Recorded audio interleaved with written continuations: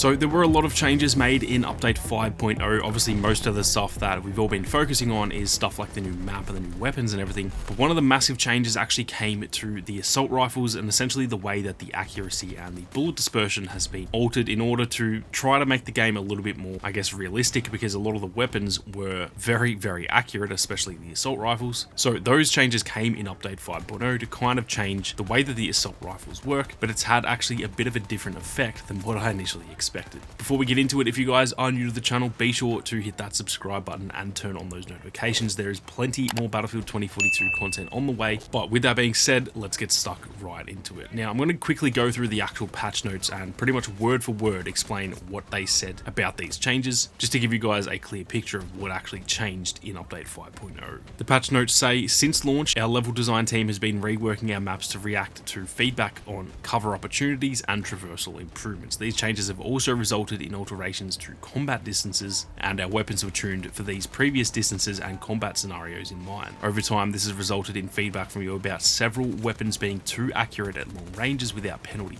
With Season 5, we aim to address this gap with balancing the accuracy and dispersion of several categories of weapons. Assault rifles from All Out Warfare and their Vault weapon counterparts will be the first to receive this treatment. You'll notice that the maximum dispersion has been increased by an average of 15 to 20%, and the weapons will now reach that maximum dispersion level when they reach half of their magazine while on full auto and full spray mode. This should encourage everyone to do smaller bursts instead of prolonged fire towards a moving target, and in consideration with the map rework, should increase survivability at long ranges to encourage further up close and personal combat. We will be assessing your feedback to this change over time and continue to make necessary changes in future updates. So that right there is exactly what they've changed in update 5.0. Essentially the maximum dispersion, which is pretty much how much the bullets will deviate from your crosshair, if that makes sense, otherwise just known as bullet spread, that has been increased by an average of 15 to 20%, and then it will also actually reach that maximum dispersion when you reach half of the magazine, because we all know that, for example, if you're not shooting and then you start shooting, the first few bullets will always be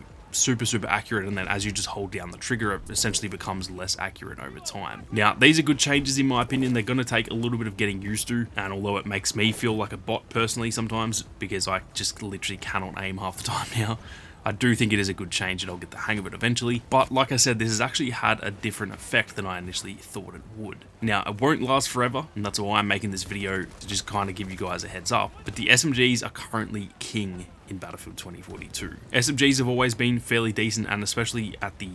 early stage of the game. There were weapons like the PP29, for example, that were absolutely dominant, but for the most part, assault rifles have always been the more dominant of all of the different weapon classes. Well, with these changes and with the fact that they've only so far happened to assault rifles, that means that the accuracy on the assault rifles is essentially less than the accuracy on pretty much every other class, and because the SMGs were already fairly decent, it does now feel like the SMGs are actually the more dominant class in the game, and for me it feels like the SMG class is the meta weapon class. I've put in a few sessions now pretty much exclusively using SMGs just to kind of test this theory out, because I had seen it talked about both in the comments of my own videos and just out there in the community, and I wanted to see if it actually was legitimate what everyone was saying, and I can absolutely guarantee you that everyone's concerns are legitimate. I'm not 100% sure on whether they are the meta, because I obviously haven't used every single weapon in the game to confirm it, but from all the playtime I've put in with mostly assault rifles, because that is what I usually play with, immediately switching to the SMGs, I can tell that they are definitely feeling a lot better, and it's not because of any changes that happened to them, it is literally just because of those changes that happened to the assault rifle class. The mid-range SMGs, especially for example the PBX45, the PP29, and even the AKS74U, seem to be up there with some of the best weapons in the game right now after these changes, just because of the fact that they are really good up close, but those weapons specifically are all fairly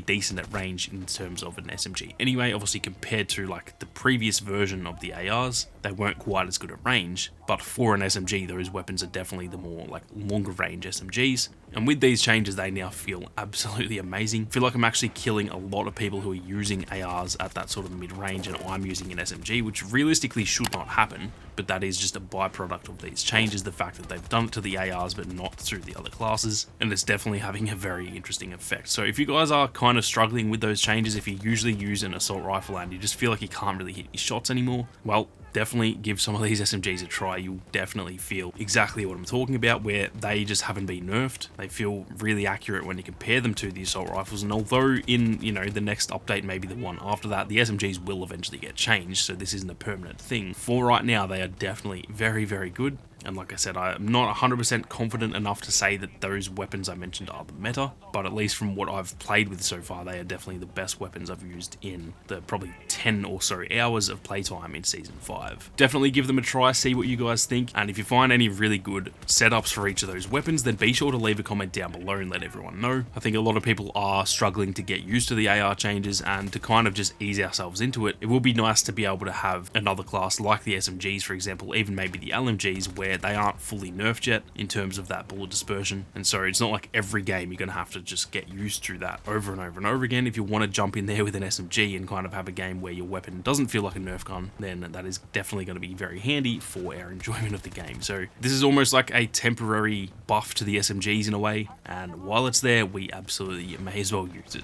That is going to do it for this one though, guys. If you enjoyed the video, be sure to hit that like button, and if you are new to the channel, be sure to subscribe for more. But with that being said, thank you all very much for watching. You guys have a great day, and I'll see you all out there on the battlefield.